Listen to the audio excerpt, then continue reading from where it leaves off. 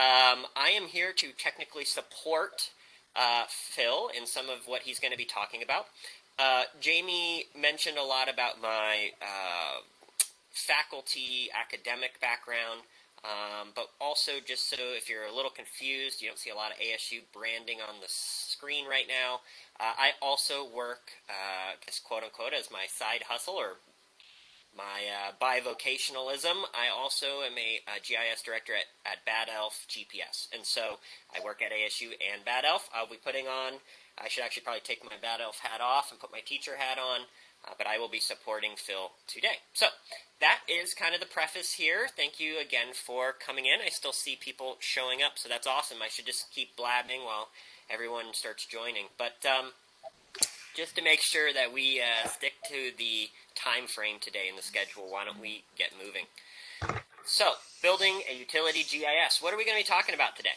So, we're going to start off with some factoids. This is just a fun way to say we're going to go through the background of the project, and we're going to then, once we get some of that general information out on the table, we're going to talk about the specific geospatial problems. So we're going to be intentional talking through what were some of the challenges that Cave Creek had and how EMS was able to support it. I'm going to ask real quick, there's a couple people that are not on mute. Any chance everybody can go on mute? We're hearing a bunch of moving around back there. Or Jamie, I'm not sure you can mute people. Okay, so yeah, it's going to be the factoids. We're going to talk about the geospatial problems. We're going to continue on with after the problem. We're going to talk about a custom solution. So Engineering Mapping Solution was able to come up with a really unique way to solve Cave Creek's geospatial problem. Beyond that, we're going to qualify exactly what we're talking about here. We're going to show some analysis and results, both quantitative and qualitative, to show that we hopefully, as you'll see, chose and created a solution that would be more than ample for Cave Creek. And last but not least, I've convinced Phil to give us some prophetic declarations and answer any questions. So we'll get to talk a little bit about the future, what we think is going to be happening with GIS and high accuracy GNSS, and we would love to answer any questions at that point. Okay, so factoids. What are we talking about here? For those of you that don't know, maybe you're not part of the Valley area, coming from another beautiful part of our state. Cave Creek was originally settled in the 1870s. You can see it there on the map. It's just on the northern side of the greater Phoenix area. Been around about 150 years. It is approximately 30 square miles, located, like I said, north of Phoenix. So not the biggest municipality in the world, but certainly not small either. Cave Creek Water obviously is a water and sewer utility system servicing approximately 1,600 households, and it's important to note that a household is sort of a one-to-many relationship with utilities. And so if you have a single household, you're going to have a lot of different utility assets that need to be mapped and analyzed for that 1,600 households. So maybe it's a 5-to-1 or 10-to-1, so you're talking tens of thousands of assets depending on all the different utilities within Cave Creek. Of course, that's not all going to be water and sewer, but there's lots of assets per each household. So EMS, as described by Jamie, was founded in 1995 by Phil and a couple of his partners, and they created the company to help develop highly accurate engineering solutions. And so one of the things I want to point out here, that Phil has a PE, so as a principled engineer, he brings a different eye to this presentation, but not only the presentation to GIS. So engineers hold things, there's a lot of credibility, and you've got to be registered with the BTR, and you've got some certain criteria you've got to maintain. And so it's important to note that throughout this entire process, EMS brought an engineering mindset to the geospatial problem, and I would challenge everybody out there that it's important to bring an engineering mindset to geospatial problems. Sometimes when we don't think about accuracies and the small points of information and data, things can get lost, and quite frankly, this is where some of the surveyors have pushed back on GIS communities in the past, because sometimes in the past we've cut corners or maybe not done the best management practices, but EMS, founded in 1995, focused on bringing an engineering spear point to the geospatial problem. The emphasis primarily was on wet utilities database development and custom software deployment. So if you've been in the geospatial game here in the Valley for a while or around Arizona, you've probably run across EMS. This specific project started in 2019, and EMS's goal was to build an accurate GIS that not only was functional, but it was scalable and cost efficient. And then last but not least, Bad Elf, the GPS provider here that was going to become part of the custom GIS solution deployed by EMS, came on board in 2020. So this is sort of the background on Cave Creek and how EMS was formed and how EMS engaged with Bad Elf to help create a custom solution to meet the utility needs of Cave Creek. So I'm going to pass this mic over to Phil for a moment so he can give you a personal side to the challenges that EMS were faced with. So Phil, it's all you. Thanks, Nick. Let me first also say thanks to all of you that have joined us. I see a lot of familiar names. It's always an honor to welcome you into our virtual room. We know that you could go other places, but Nick and I both hope you benefit from the hour you're going to spend with us here today. I said it earlier, some people that were here, we get the leverage of the virtual mullet, right? Work on top, party on the bottom. It's just something that we've all learned to do business differently. And it's a cool thing, I think, virtual. Virtual is kind of weird though, right, Nick? Is because we're real. You're real, I'm real. The people that are watching us are real. But virtual kind of implies it's not real, to me anyway. Anyways, if I could hear you laughing, it would make it so much more fun for me. Let's talk about our issues at Cave Creek. I need to give credit to Sean Kurtzweiser. Some of you may know Sean or worked with him. He was at Peoria and Avondale, and now he's running the utility department at Cave Creek. I've worked with him in both places. He got accustomed to using really good GIS in those places, but when he got to Cave Creek, they had none. So that's what led to him engaging engineering mapping to build his GIS, and we did it from the ground up. As you can see in the bullet points, some of the issues or some of the resources that we've had, our goal was to build a water, sewer, and reuse system. So we had some decent as-builts from recent, but many of the smaller projects and older stuff, we had nothing. We could also leverage water and sewer modeling done by the engineering companies, but as you all know, their focus is normally inventory as opposed to maybe spatial locations.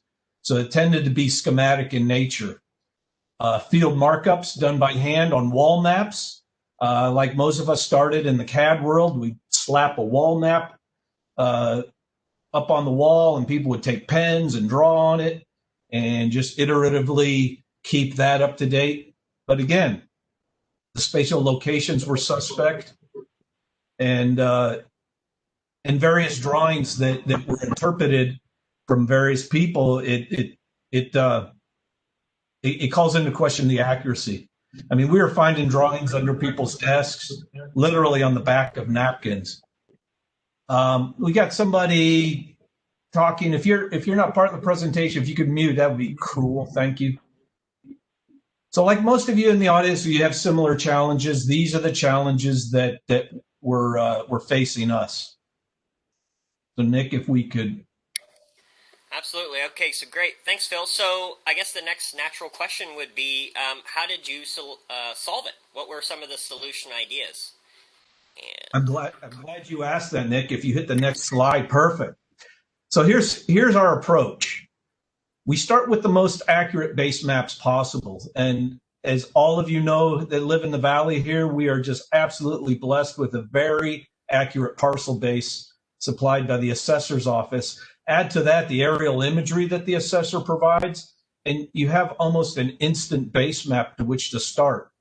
So what we did is we took whatever as-built we could find, and we began our COGO process of laying out the system. Unfortunately, and again, we all know this, is the as-built were not always as it was built. So we did the best we can to put into the system what was intended. And that really now brings us to the punchline of the entire presentation. We're going to canvass the entire town with GPS measurements.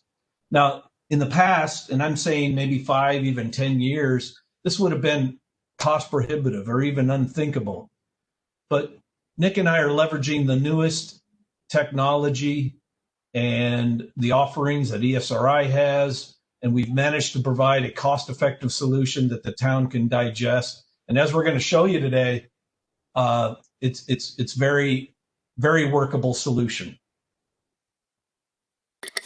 That's great. Thank you, Phil. So basically, it sounds like you were given a bunch of disparate information, different types of files, potentially some paper napkins to georeference. You had to get all of that in, right? And so then you're saying once you were able to get all these things together, you were able to use these different services such as Esri and ArcPro, AZGeo, and from that you were able to then kind of create the solution. Is that a fair statement? Absolutely, Nick. I mean, it's just like any GIS that we built across the valley or even the country here. Is you basically dump everything into a cauldron and mix it up, and in the old days it was taking CAD, and nowadays it's taking digital data from the submissions of the contractors, and you build what the best you can do. That's great. Okay, so what I heard there is there's really, at the end of the day, one reality that you're trying to get to. You're trying to get all these different pieces of information put together, aggregated so that it is a single reality so that everybody can be on the same page. You had mentioned originally, I think we get a little lucky here in Maricopa, in Arizona, that we have some really good control. So I think you had mentioned that we started with some public data a few seconds ago. And so you started with using the GDAX that set the stage for the Maricopa County land base in the 1990s. If you're not familiar out there about what GDAX are, I highly recommend going and looking at either the assessor's website, or you can do some Google searches. But basically every street corner or every street intersection, plus a lot of the quarter sections and such, there's a fabric out there of geodetic control that set up the land base back as early as the 90s, and I think, Phil, you were probably part of some of that implementation. Then the parcel base, so lots and all of the jurisdictional boundaries were built and georeferenced on top of those GDAX. On top of the GDAX, then, you basically have an aerial base. We're lucky here in Maricopa County that we often fly the city and the surrounding cities of, around Phoenix, and then that fit to the GDAX. And so at the end of the day, Maricopa County has established the reality, right, from the land base, the GDAX, to the parcel, to the aerial base, and that's what you've got to get Cave Creek onto, right? So you're trying to bring them into that single reality. So the one, and you told me this, Phil, and this is where we started to engage on this effort together, that you went out and you started looking for GPS to start, as you mentioned, blanketing the field for assets. So tell me a little bit about the process you went through, what kind of GNSS receivers you were looking at, and how do you kind of came upon the Bad Elf as the unit that fit the reality needed by Maricopa. Well, yeah, that's an interesting question, Nick, because what we originally started with was just one of those $50 pucks, right? We plug it into the back of a laptop, and you get within 6 or 8 meters, I think, maybe better. But as you know, that when you start dealing with things like valve clusters that are feet apart, you're not going to get the accuracy that you need for a good GIS. We went to the Tremble unit. Well, actually, even stepping before then, Nick, we had a Tremble handheld that we borrowed from one of the surveyors here in town. But when I went to go plug it in, it didn't work anymore.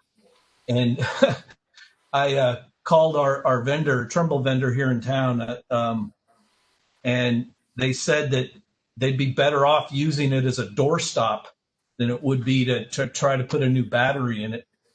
So that was out of the question. We next went to the Trimble catalyst system. And that was interesting. We had some decent results with that. But when I tested your Bad Elf, my goodness, the thing was easy to use. It did everything that you said. It hardly any configuration. And the points I collected were dead on to our reality, the reality that the county has established for us. I'm not a surveyor. I don't claim to be surveying, but when I collect a point in using this solution we're going to show you today, and it lines up to within centimeters of where the county says, that's good enough for me. Yeah, that's awesome, Phil. I mean, one of the things I think we should mention here that there are several receivers on the market that will do exactly what you needed. You just, for this job, Bad Elf seemed to fit for you. Getting away from Bad Elf for a minute, though, I want to talk about high accuracy GNSS. And Phil, you've heard me say this a few times, and if you've been around me, other people have heard me say this too, but it's the concept of the democratization of GPS. It's this idea that GPS and GNSS, which is just a fancier, newer term for more constellations of satellites, these systems have become very cost affordable. And in kind of following Moore's law, every few years things get faster, smaller, and cheaper. These high-end, what used to be very technical units that would cost an arm and a leg, you potentially have to, trade your left pinky finger for, or your firstborn child to be able to afford and jump into the market of GPS. Nowadays, these units are very cost affordable, and they can do things like Bluetooth connect to smart devices that can then, the smart device can, say, run a system like ArcGIS, so like Collector app and such, and I know you're going to talk about that, but I just wanted to throw it out there for all the AGIC people participating and watching right now that this is a great time in history where we get to be participants of this new technology being disseminated and the democratization, right? We want equal, equitable access to this type of data. And when you can go out and you can afford it, number one, but you can go out and collect data that, like you said, will hit the points well enough to differentiate a valve cluster, the games have changed. There has been a paradigm shift. So I definitely recommend kind of thinking through the concept of the democratization of GPS. It's really helping places like Cave Creek and helping people like Phil get everybody onto a single reality by being able to collect data affordably fast and very accurately. So, Phil, talk to me a little bit more, please, about the actual system that EMS put together. I know the Bad Elf was just a small part of it. You masterminded this cool-looking plan here. Could you maybe go through this and tell us exactly what you figured out? Sure. Thanks, Nick. So with respect to the methodology, it breaks down into three major phases, right? We do the collection, we do the edit, and we do the deployment. So let's dive into the phases here. For those of you that do not know, in addition to the wonderful base mapping that the county provides, ADOT also maintains the AZ Cores network. And this I didn't know about until recently. In fact, Nick had to come over to my office and teach me all this. But it really is a vital component to making this all work. AZ Cores isn't the only correction network out there available, but most importantly, it's free to most of us who are using it. So the Bad Elf software, as you can see here, sits as the gatekeeper, if you will, between the satellite collections and the AZ Core signal. And so what happens is it mitigates those signals in real time to give us a corrected position that we then push out to ESRI collector. And again, ESRI Collector is just a beautiful mobile application that Esri puts out that's doing exactly what it is we're talking about here today. That's mobile data collection. And, it can use the GPS signal it's what's called the integrated receiver that's on your device. I don't know, Nick, is that what, 10 meters typically?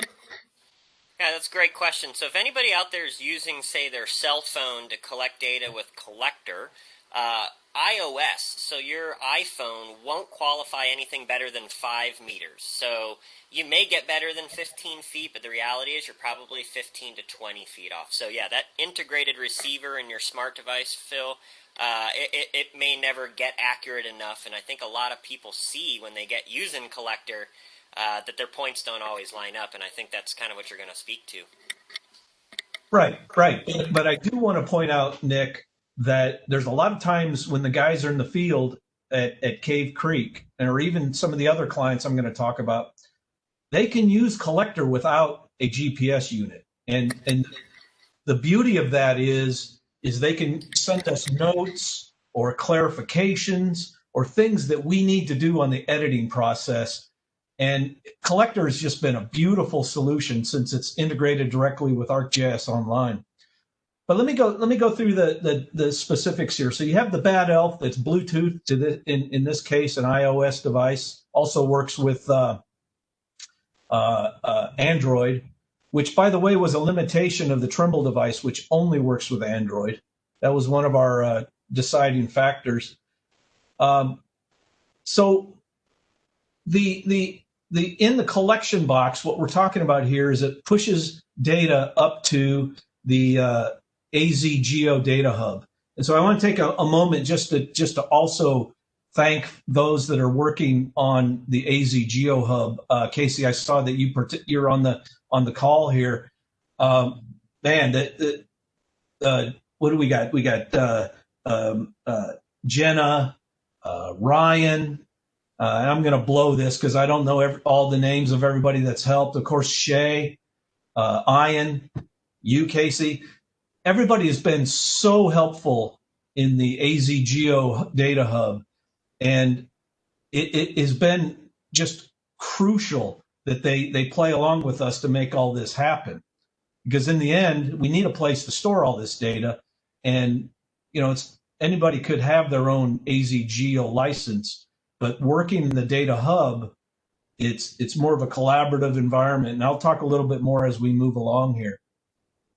But the final resting place is the deployment. And what's cool about putting it up into the hub is that on the deployment side, using, in this case, EMS Web Map or it could easily be a Web App Builder, it can see the data that's being pushed to the hub in real time. So as we're working through and collecting points in the office, people can see that data.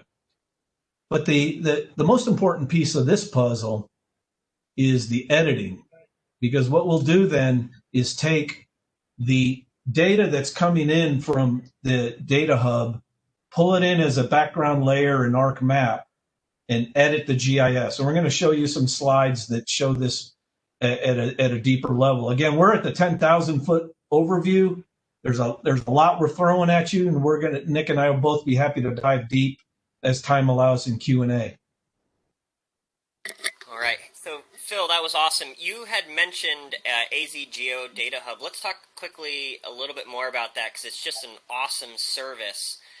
You had mentioned to me when we were putting this presentation together that these were some of the AZ Geo resources that EMS was using currently. Want to talk through that real quick?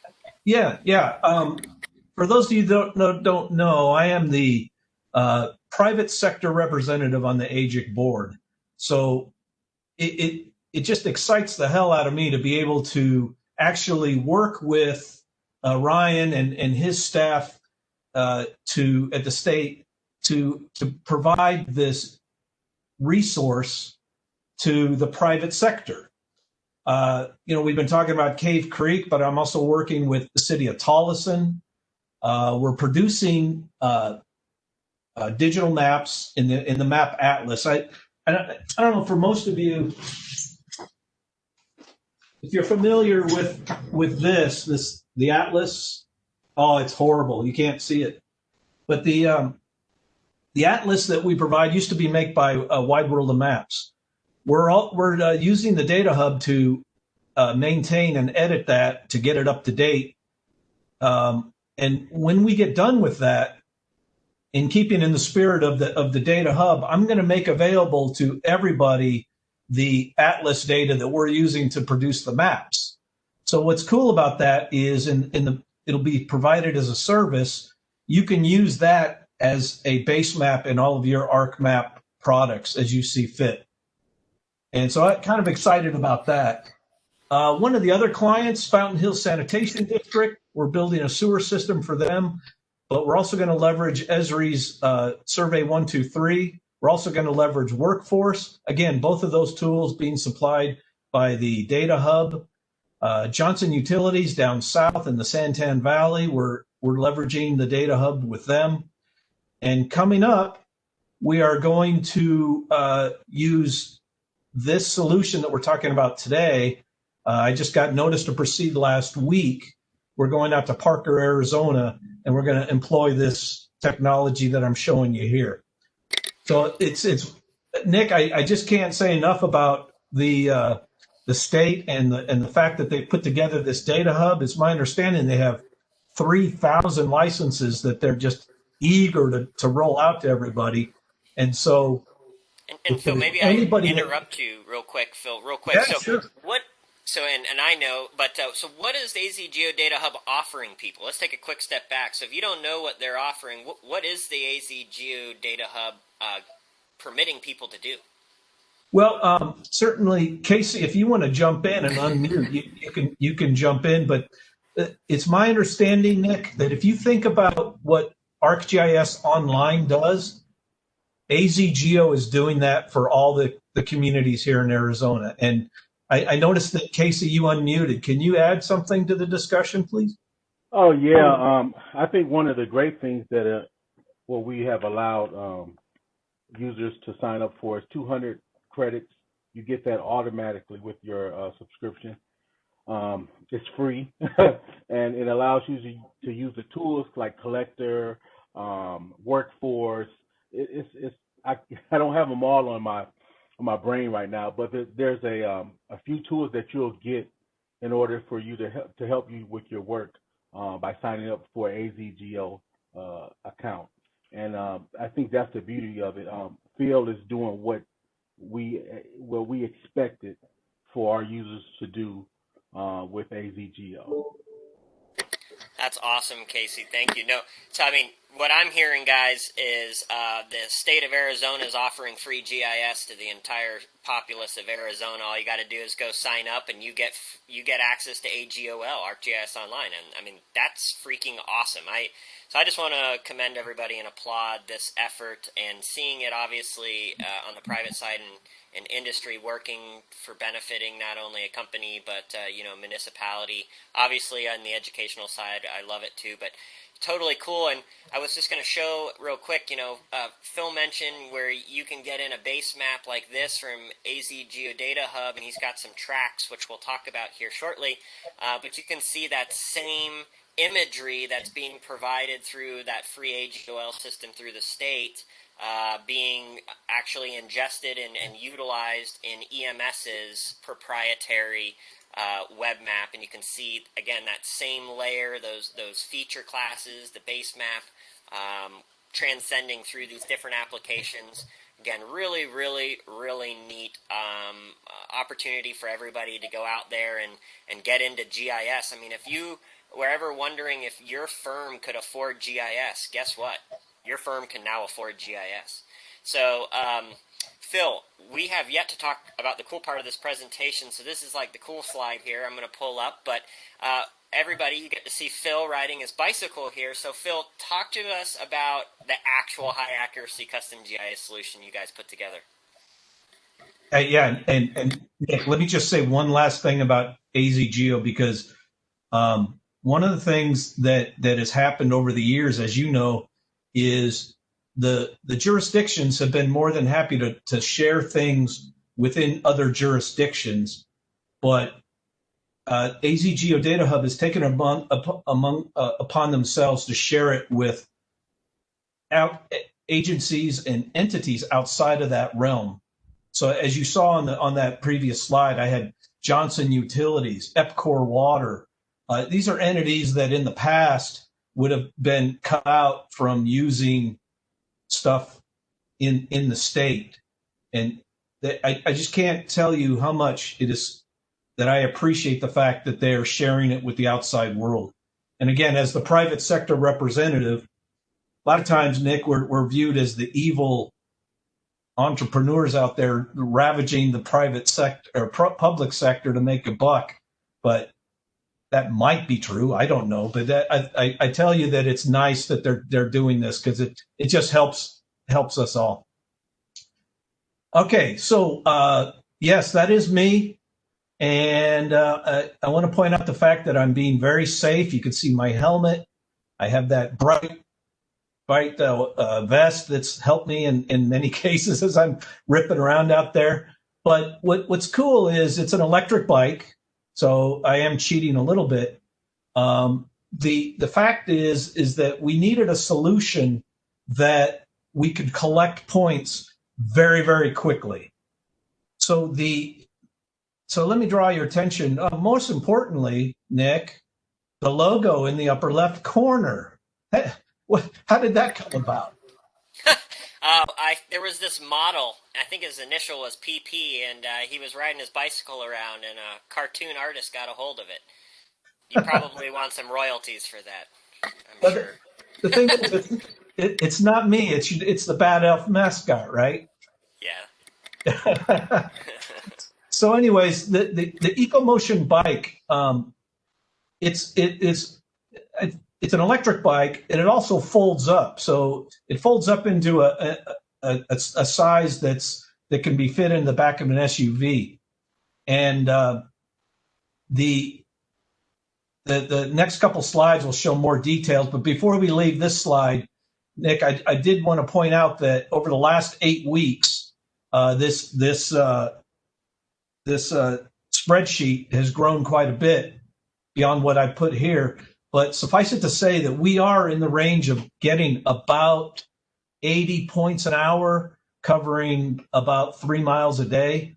So if you want to draw some conclusions on how long it would take to cover some of your jurisdictions, again, if something as large as the city of Phoenix, it would take a fleet of bikes.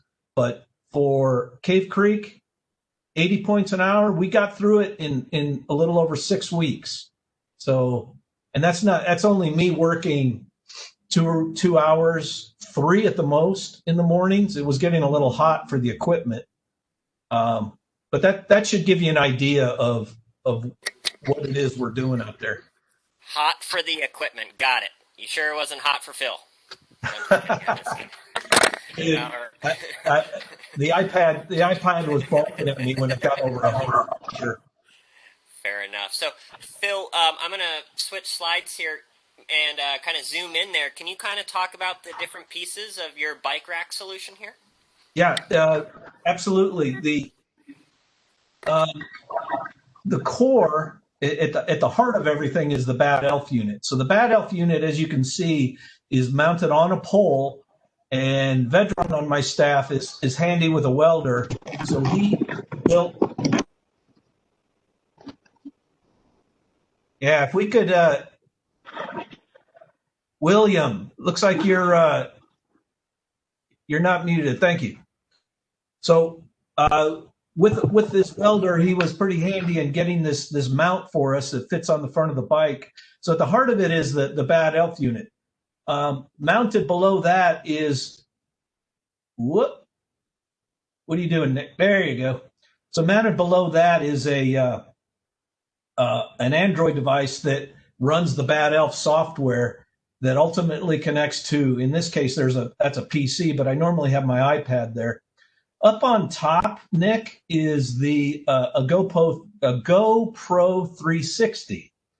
And what's interesting about that is we keep, during our traces, a full video and also time-lapse pictures so that as we're going through, we can have a video log.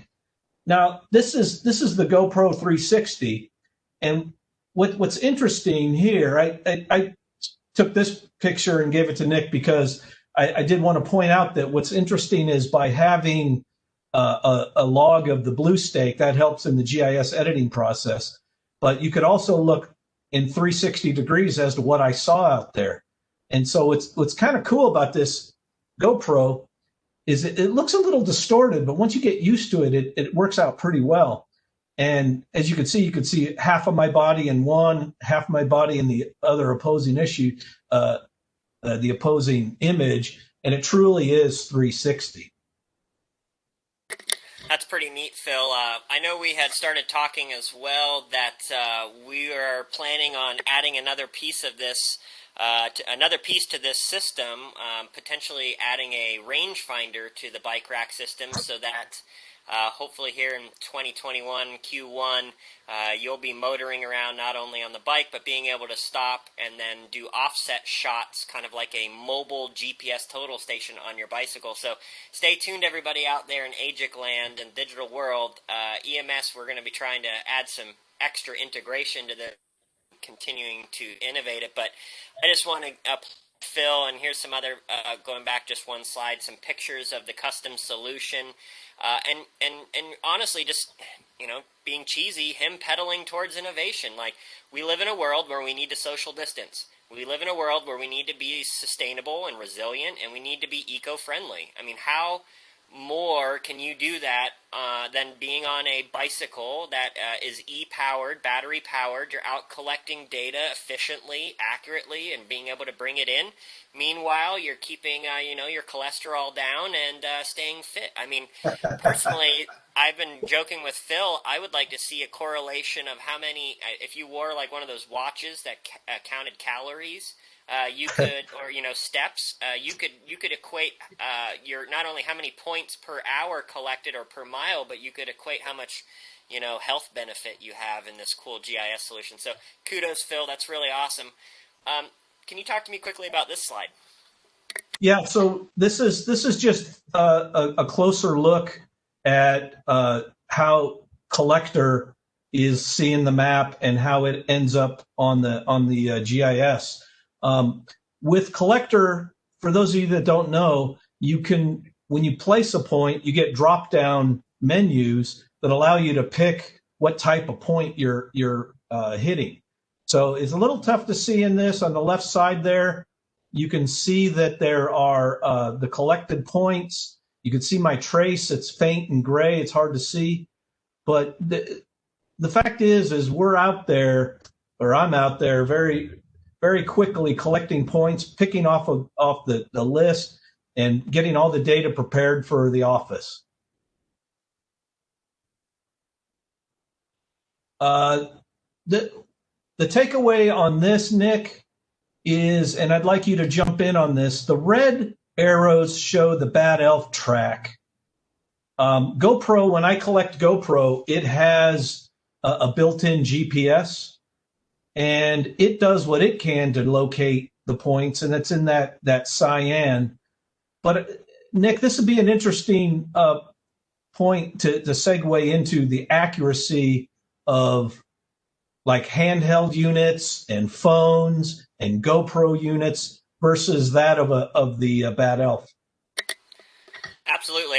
It's almost like a bad GIS joke. You said this is a good point, and yeah, we're looking at points. But anyway, so it's Phil. Here's an analogy for you. It's the four-cylinder, Honda Civic from the '90s versus a brand new 2020 Corvette V8 turbo, right? The GoPro's doing the best it can, but it's only going to be spec'd to say probably about 5 meters plus. So you've got 15 feet plus of variance every time it's taking a position.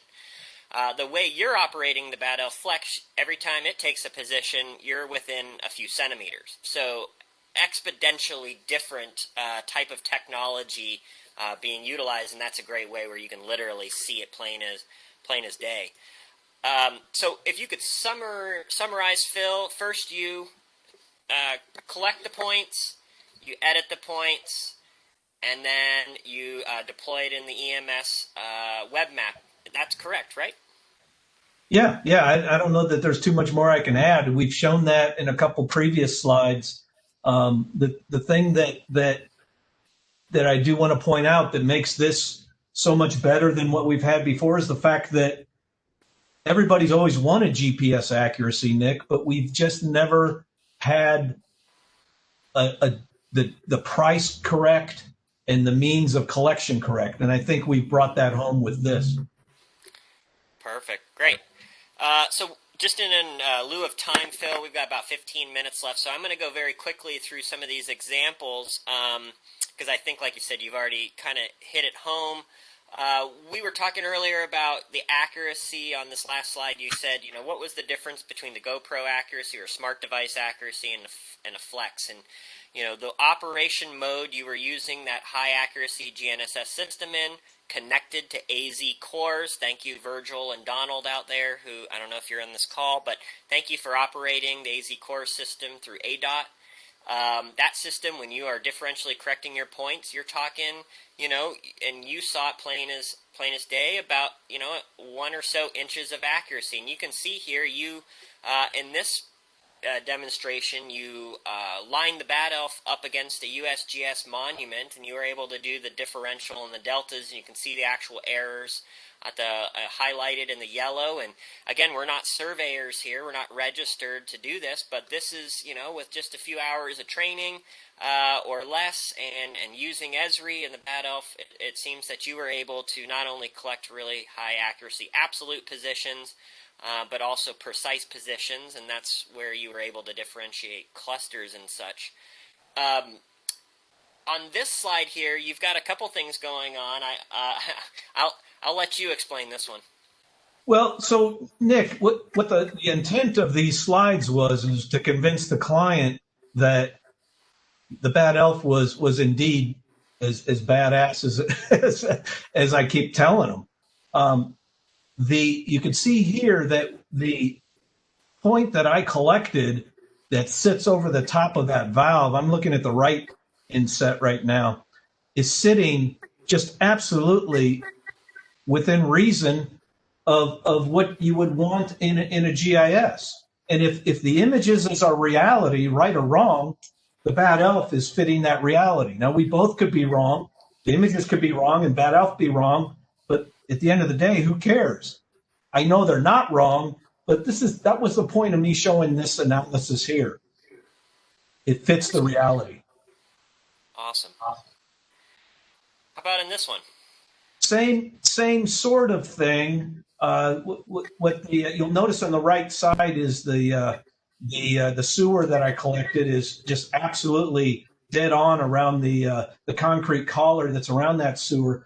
What we had in the at Cave Creek was valve cards, and some of you out there may have something similar, but the valve cards were created back before GIS so that people could go back out and find those valves. And so we were using those valve cards as to tell us what to expect in the field.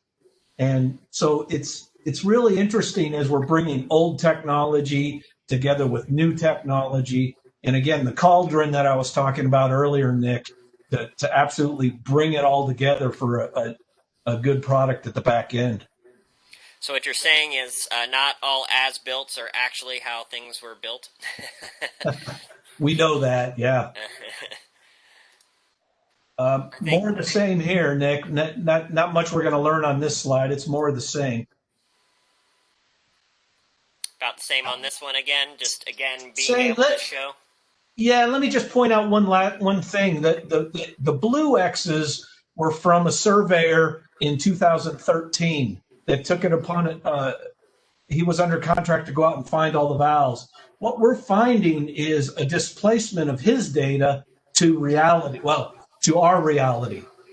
I would never tell that surveyor he's wrong, but he's not fitting the same reality we are, and that's a discussion for another time, Nick. Yeah, and I'll throw this as a red flag for everybody. There is a little bit of a rabbit hole when you get into high accuracy GNSS that you just need to be prepared to know your projections and transformations, and you need to understand a little bit of geodesy.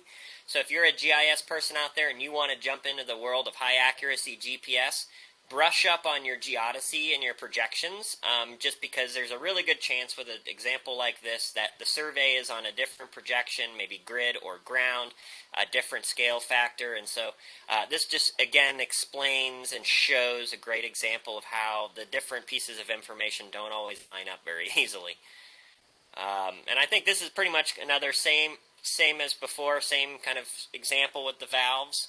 Yeah, and again, this was done originally for the client, so we're not trying to convince anybody in the audience to use this.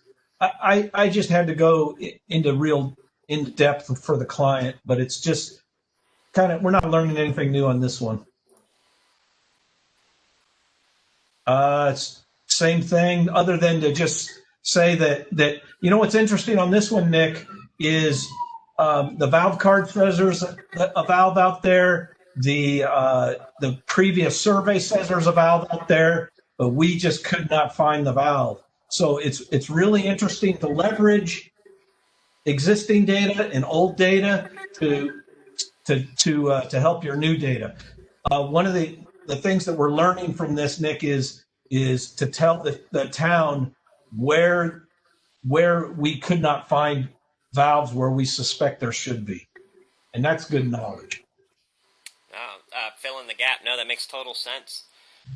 Okay, wonderful. Well, hopefully, through these couple examples, while they were a little bit repetitive, you can see over and over again that there's just this issue of where things are, where we think they are, where they actually are, where we need them to be, and then having a system that manages all that. And it seems to me that what EMS was able to do was create a custom solution that utilized Maricopa County's reality, quote unquote, coupled with a integrated Bad Elf GNSS system that was able to provide high accuracy data collection at affordable price. You attached it to a bicycle, so you got even more efficient.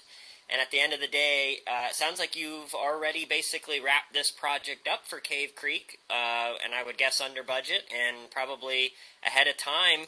With that, Phil, we've got about 8 minutes. I'd love to hear some prophetic declarations. What do you think, after talking through this type of project? Do you foresee more of this type of thing, less? I'd love to hear what you think about kind of the future.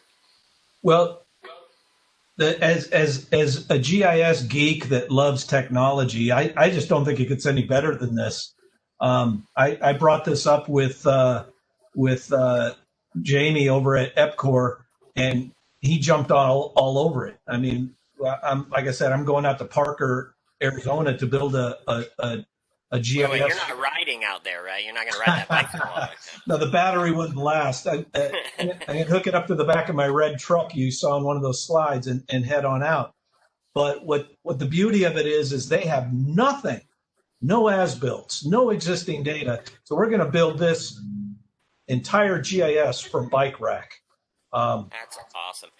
So, Phil, we've got a couple questions. I'm going to quickly run through some of this chat here. I've got a question that asks, does Cave Creek plan on using the Bad Elf and Explorer or Collector to blue stake their lines? The short answer is not for blue staking, but what they're doing right now, they have a Bad Elf unit, and what they do is they're right now going out and filling in the things that I couldn't find. Like if I couldn't find a meter or a valve, they're going out and digging up the meters, digging up the valves, because the valves get covered. They have a lot of dirt roads out there. The valves just get covered over the years.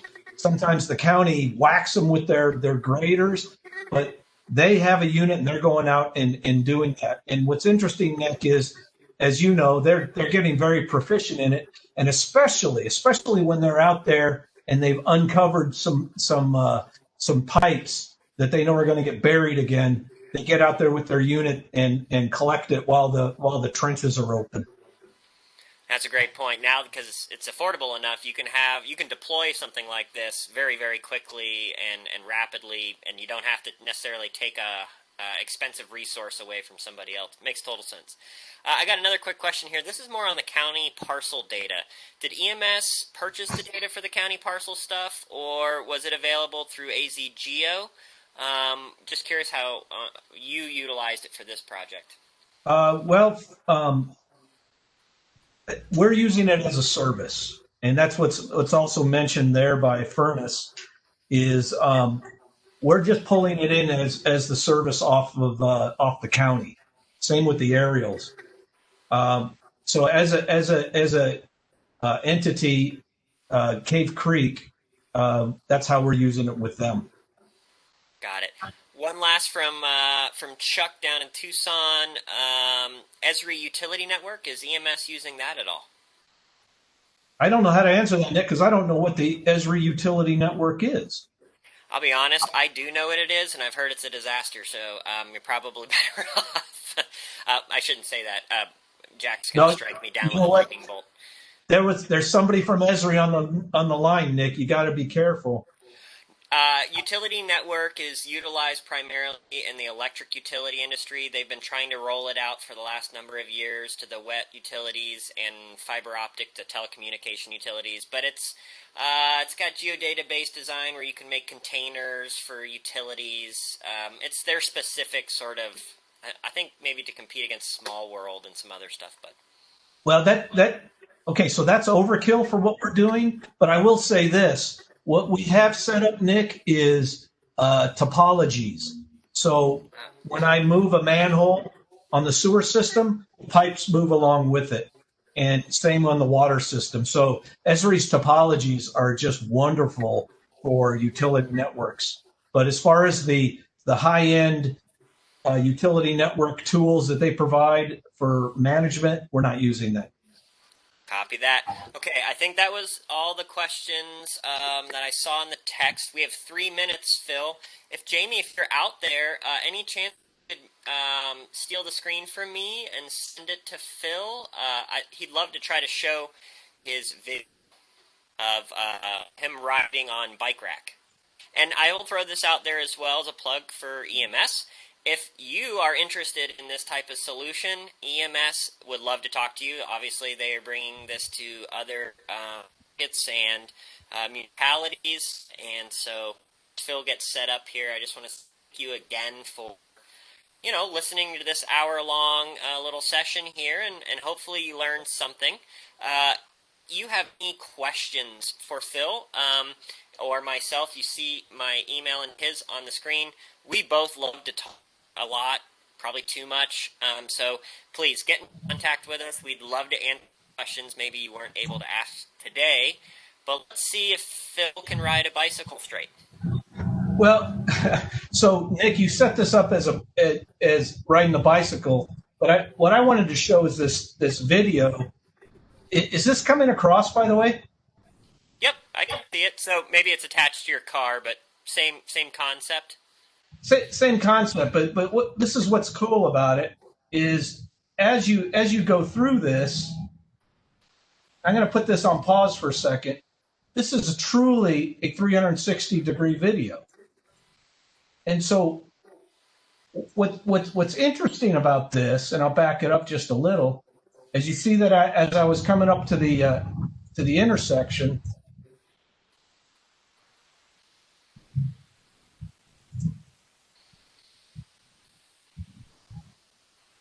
Boom! You could very, very easily see the hydrant. We're coming up on some valves. There's some valves here. So again, we're using the best use of the technology in we're not only driving the streets. This is what we're going to do in Parker is drive the streets with this 360 video so that our technicians can have a video log of what we saw out there, and then I'll have accurate GPS locations as we go along. That's awesome, Phil. Well, I really appreciate all the work you've been doing, Phil. It's always been exciting to see what EMS can provide for solutions. I'd say, any final thoughts? No, I want to thank everybody for sticking with us, and Nick and I are going to be available in some of the breakout sessions And certainly everybody knows our emails up there. If you got any questions, just let us know. And Jamie, this was not a sales pitch. I'm not looking for new clients. We're just sharing the love. Yes, absolutely. Thank you, guys. Thank you, guys. That was great. I typed some stuff in the chat for everybody. Please don't forget to answer the survey. There's a noon lunch lounge. If anybody wants to just connect informally with other people, we'll have a WebEx room set up. You can just jump into there, and things start up again at 1. We've got the NG911 panel, GIS Technology Action, and Brave New Coordinate Technical Session with Michael Dennett. Awesome. And Jamie, thank you so much again for all the hard work with your team putting on this conference, and then the AZ Geodata Hub, all the hard work there. Honestly, if anybody takes anything from this session, check out the AZ Geodata Hub. That thing is awesome. So thanks, everybody. Thank you, guys. Great session. Thanks. Thanks for filling in at the last minute. Anything for you.